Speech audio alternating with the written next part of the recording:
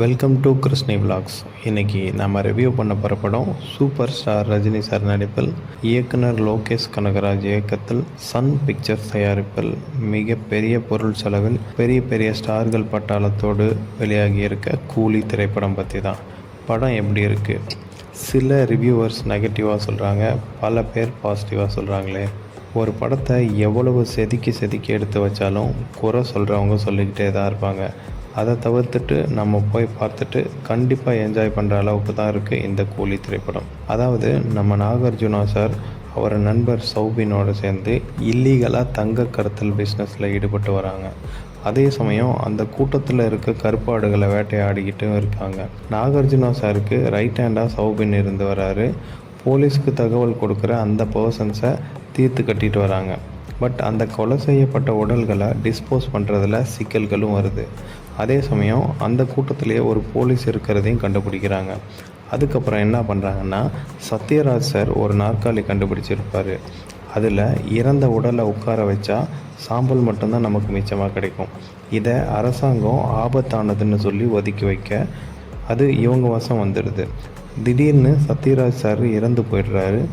மேலும் தன் நண்பன் இறப்புக்கு அஞ்சலி செலுத்த வரும் ரஜினி சார், இவரோட மரணம் இயற்கை மரணம் அல்ல, அந்த மரணத்தில் மர்மம் இருக்குன்னு தெரிஞ்சுக்கிறாரு. அப்புறம் என்ன, தன் நண்பன் மறைவுக்கு காரணமானவங்கள நண்பனின் மகள் ஸ்ருதிஹாசனோடு சேர்ந்து கண்டுபிடிக்க முயற்சி செய்கிறாரு. அப்போது அந்த கொலை செய்யப்பட்ட உடல்களை சத்யராஜ் சார் தான் கண்டுபிடிச்ச அந்த நவீன இயந்திரம் மூலமாக சாம்பலாக்கி டிஸ்போஸ் பண்ணணுதான் தெரிஞ்சுக்கிறாரு. அது மட்டும் இல்லாமல் அவர் நண்பன் சத்யராஜ் சாரை நாகார்ஜுனோட ஆளுங்க தான் கொலை செஞ்சாங்க அப்படிங்கிறதையும் கண்டுபிடிக்கிறாரு. ஏன் சத்யராஜ் சார் கொலை செய்யப்படுகிறார்?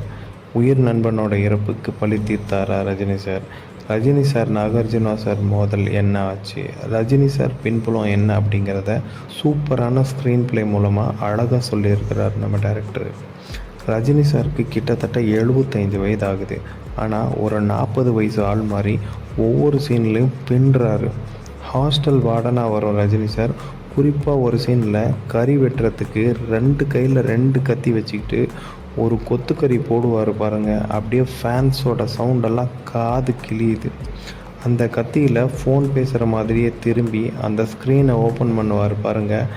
அரங்கம் அதிர்றத கண்டிப்பாக எக்ஸ்பீரியன்ஸ் பண்ணுவீங்க. அவரோட கலகலப்பான நடிப்பால் நம்மளை ரசிக்க வைக்கிறாரு.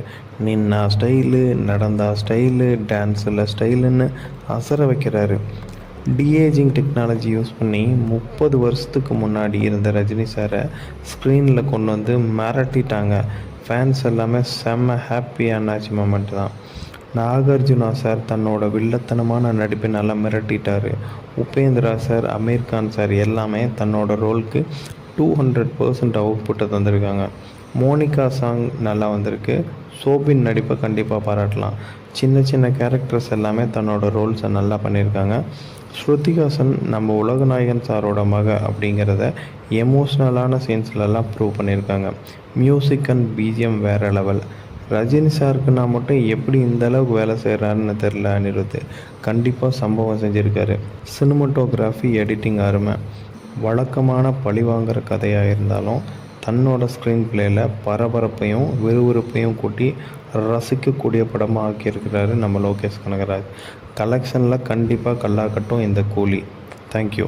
Subscribe to Krishni vlogs.